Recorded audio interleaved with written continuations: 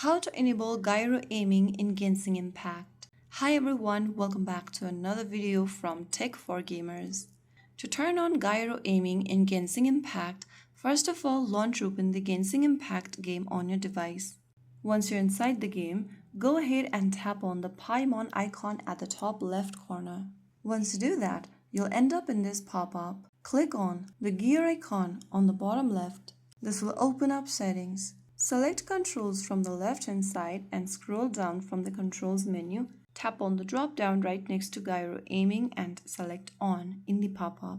Soon after you turn on gyro aiming, adjust the gyro sensitivity from the bottom menu, and once done, head back to the lobby screen. Now you have successfully turned on gyro aiming on Genshin Impact. This allows you to tilt your device to adjust aim while using bow aiming mode. If you found the video helpful, don't forget to like, share and subscribe to our channel. I will be back again in the next video. Thank you for watching.